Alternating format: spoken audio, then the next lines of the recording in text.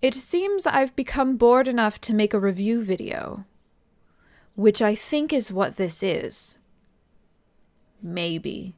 I played Apsulov End of Gods on my stream, twitch.tv/breezeby. You can go follow me if you want to. You don't have to, I'm just saying. And I ended up falling in love with it. And I don't fall in love with horror games ever. I've loved lots of horror games. I've even developed some Stockholm Syndrome-esque love for horror games, but I couldn't tell you which ones. But this one was different. This one, I was so enraptured in the story and the characters and just the amount of love that the devs put into it that I felt like I had to make some sort of fun review video thing, because I'm still not quite sure what you're watching right now. I really like talking about game design. I really like reading it. I love watching videos about it, so I figured I would try my hand. So please be gentle with me. I also want to say that this will be a little bit spoilery. So, spoilery? Is that a word? We're gonna make it a word. So if you're planning on playing this game, you may want to not watch this right now. You should probably go buy the game and you should play it. And then you should come back here because we got a lot to talk about, my friend. I would also like to say that if you're a huge fan of this game already, I'm not going to be able to talk about every single little thing that you or I loved about the game. It's not going to be all encompassing. I already am at like 20 minutes for this video and I'm tired. Again, please be gentle with me. This is my first time. And with that, I think that we should do the thing that all YouTube professionals do and talk over some game footage. I guess. Thank you. You can also like and subscribe, but if you want to follow me on Twitch, that's cool too. You can do that too. I'm live there all the time.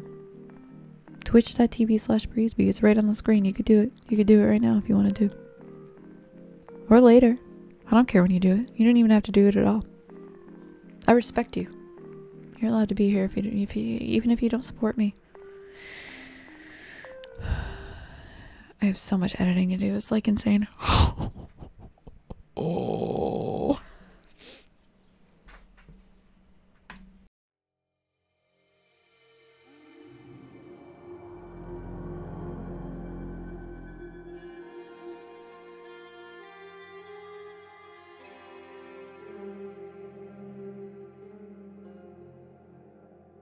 Apsulov End of Gods is a self-described future Viking horror game, which is possibly the most badass set of words to be strung together ever.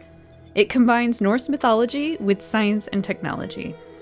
The game was first released in August of 2019 by Angry Demon Studios, a team of 5 developers in Sweden. It comes just 2 years after the release of Angry Demon's first game, Unforgiving: A Northern Hymn, which I have yet to play, but it appears to be really positively reviewed, and it must have put these guys on the map.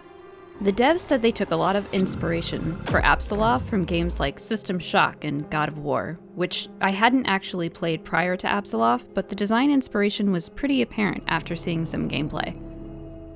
When I go to buy a game, I typically watch the trailer first to make sure it's something that I want, and the trailer for Apsulov was terrifying.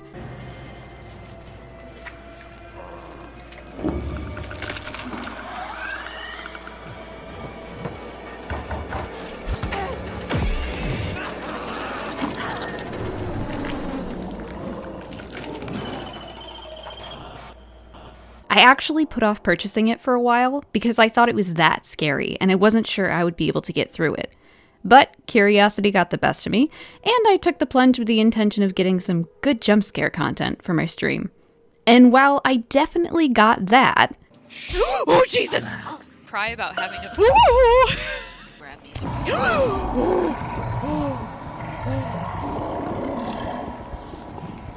That was a good one.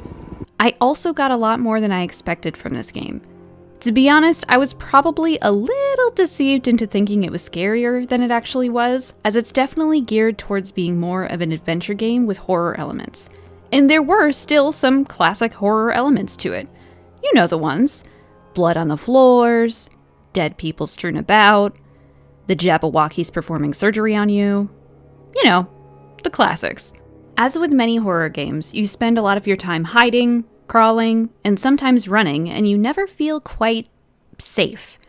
Even in the areas you're supposed to be safe, it doesn't feel like you can relax. But we'll get to that in a minute. Should I go back to the Jabberwockies thing?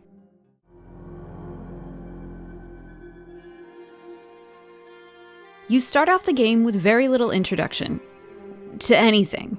Who you are, where you are, what the fuck that thing is, what the fuck those things are. You don't really know anything, but this pointy table is yelling at you. I can't understand you because your thought has been applied, so stop talking.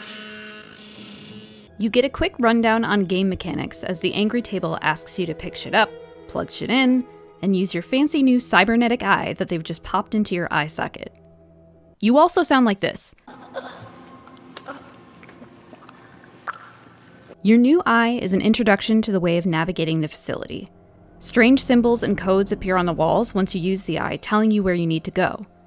As a fun little side note, when I played this through on stream for the first time, the Jabberwocky table asked me to choose a symbol on the wall, and I chose this symbol, which is pretty arbitrary for me since I know nothing about Nordic runes.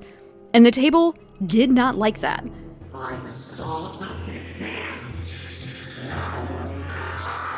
So on my second playthrough, I chose a different symbol, thinking it was all arbitrary, I would get the same response, and instead I got this response.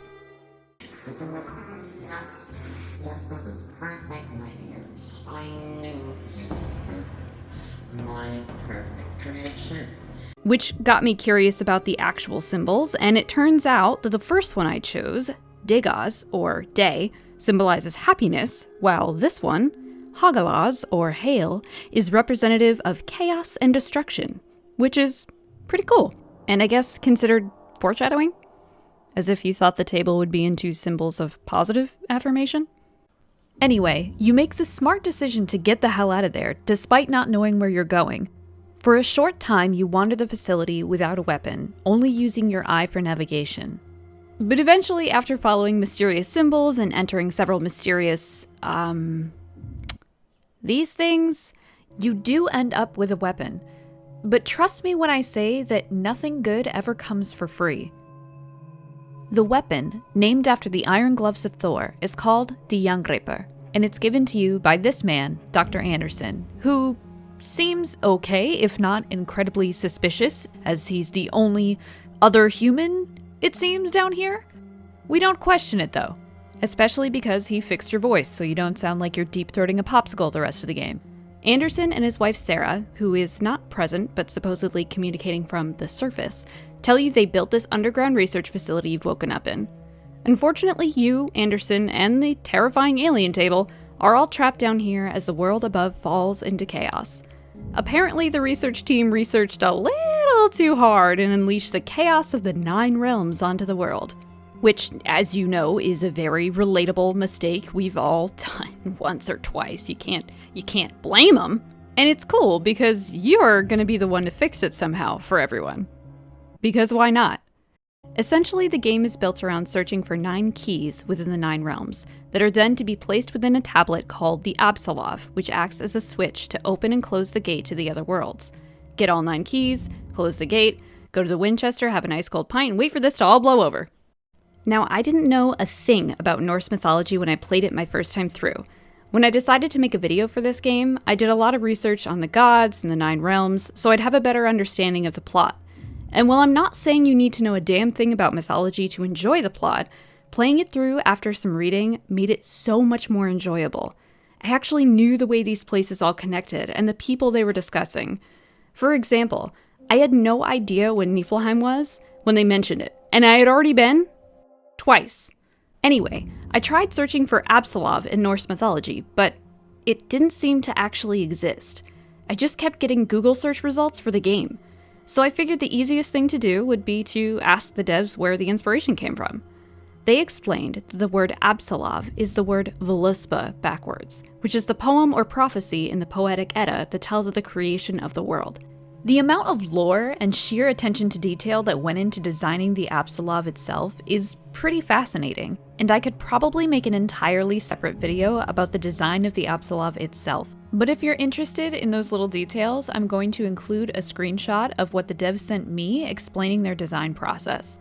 So the game is about navigating this facility, which has been overtaken with creepy spirits, and getting the skull keys from the 9 realms to close the gate. Luckily, the Apsulov already has 6 keys in place, so thankfully you don't need to go on a fetch quest for all 9.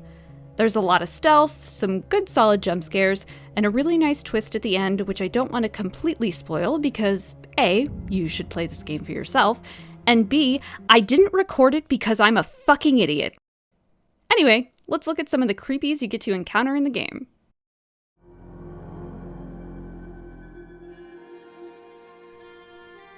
The enemies of Apsulov are what really pulled me into this game from the trailer. A bit surprisingly, there are only a few enemies in this game that you can do anything about, and the devs pretty much showed most of them in the trailer, so they weren't a huge surprise when I got into the game. In fact, the enemies themselves aren't particularly fear-inducing. I would describe them as unsettling. Except for these. These are Hellspawn. Literally. Most of the gameplay is linked in the suspense of sneaking around these enemies towards your objective. If you do get caught, the game is pretty forgiving in allowing you multiple chances to get slapped around before dying. There's no real health bar or healing involved, just a red vignette indicating roughly how many more times you can fuck up in succession. But trust me when I say you do not want to get caught. Not only is it straight up startling, but the consequences for dying are less than forgiving. Instead of returning to your cozy save point, you end up in the ether. Your one goal is to find 2 orbs within this maze, and those will allow you to go back to reality. And you're certainly not alone in here. I don't know why this part was always so creepy to me. The enemy pattern was easily manipulated, and it shouldn't have been an intense situation, but I always hated it. And that was what made me hate dying in the regular game even more. Knowing that I would be transported to a space where I would have to be confined with a silent monster was enough to make me more vigilant with my movements in the facility. There were a lot of moments when I was editing this video where I said, well, I guess it's not that scary. But if I hopped back into the game, all of that intensity came rushing back to me. When it comes to horror, the ambiance is everything.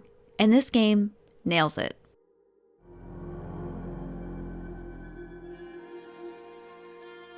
Now, I wanted to be able to separate the discussion of atmosphere and the mechanics of the game, but the two are so heavily intertwined that it would be really difficult to mention one without the other, so bear with me.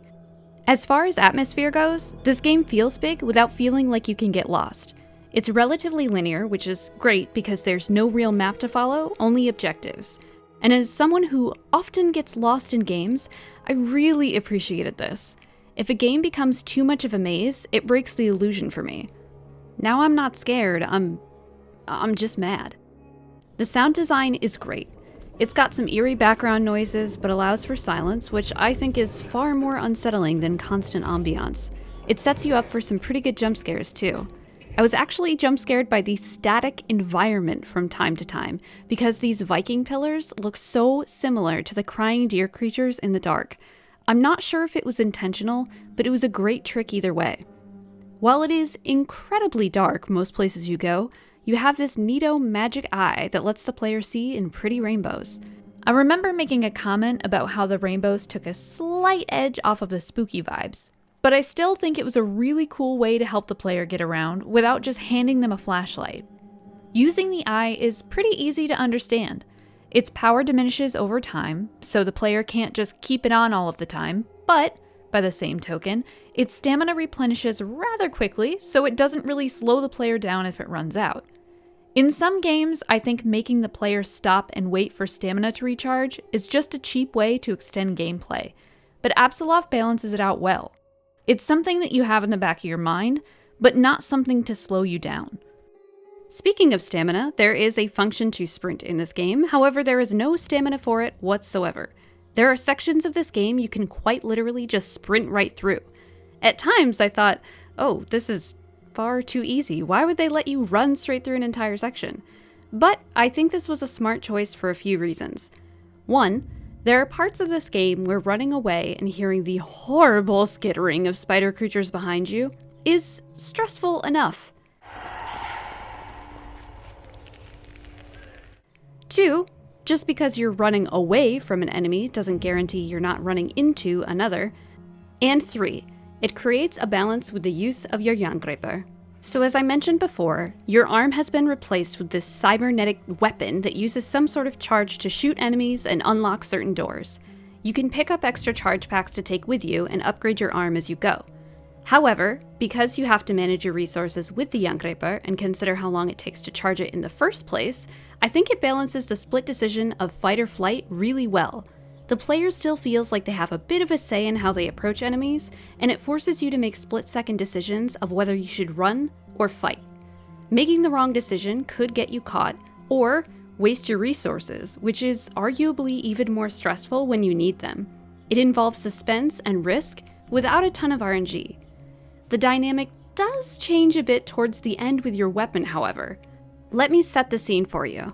You, the player, have spent hours sneaking around corridors, getting stabbed, choked out, and attacked everywhere you go. And it all leads up to this. Look, beside the throne, the light.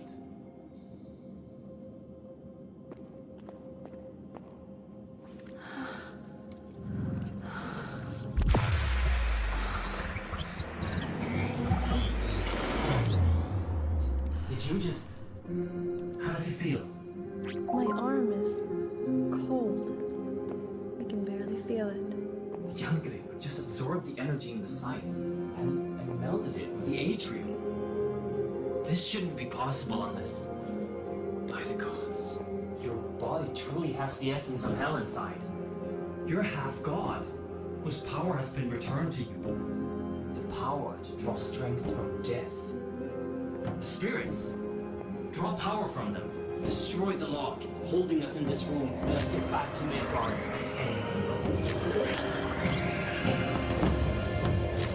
Not only can you destroy the Temple Guardians with ease, you can now reap the power of the lost souls around you.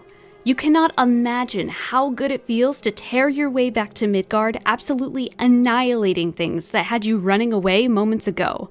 It's the best. It's good game design. What an awesome juxtaposition of the player's power. This is a lot of what made me want to make this video in the first place. Anyway, you go back, fight some stuff, make a very important choice, and yeah, you finish the game. And I always want to go back and play it again.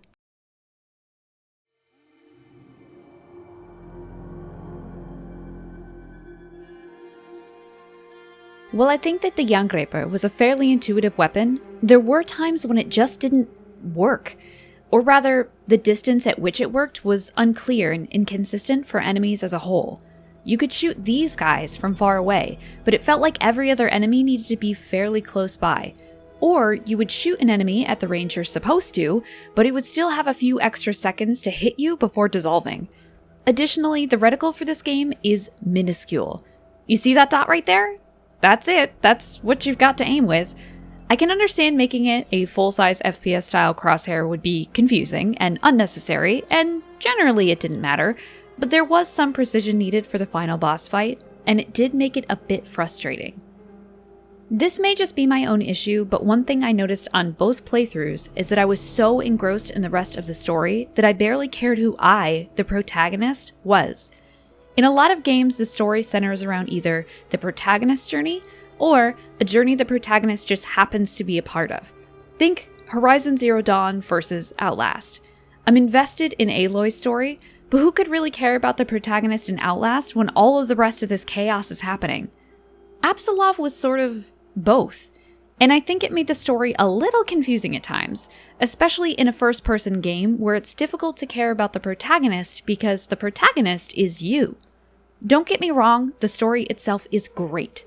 I just think that the protagonist's relevance got lost among everything else from time to time. As a side grievance with the protagonist, one thing that drove me crazy was the fact that every time you dropped off a ledge, you injured yourself. Every time. 2-foot drop? Congrats, you've shattered your ankles. Did it matter in the grand scheme of things? Of course not. It just forced the player to sit still and wait for the damage to decrease.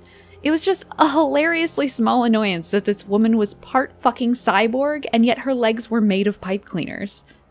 But to be honest, if that is all I really had to say about the shortcomings of this game, I'd say it's definitely worth a try. The game retails for $20 on Steam, and no, I'm not sponsored, but I think the game and the dev team deserve some love. After joining the Angry Demon Discord and lurking around for a few weeks, I got a good sense that the devs genuinely cared about what their community thought. I saw a lot of Discord posts with the devs asking opinions on designs and what the players would want to see in the game. Apsulov made me a fan of Angry Demon, but many of their Discord members were fans from the start.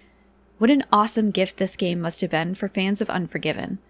Either way, huge shout out to them for answering my questions and just seeming like rad people. Please forgive my poor pronunciations and the fact that I recorded the game on medium quality. I just liked it better that way. It actually took me so long to edit this video that I shaved all my hair off and it grew back pink, so that's a thing. Anyway, if you've made it this far through the video, all the way to the end, I really appreciate you watching. If you want to check out any of my other stuff, I do stream on twitch.tv/breezeby. If that wasn't clear before, you can follow me there, you can follow me on Twitter, you can follow me on YouTube. I guess that's called subscribing. I'm a professional, I do this. Either way, I would love to do this again. This was a ton of fun regardless of how much work it was. And yeah, I hope I see you guys in the next one. Bye.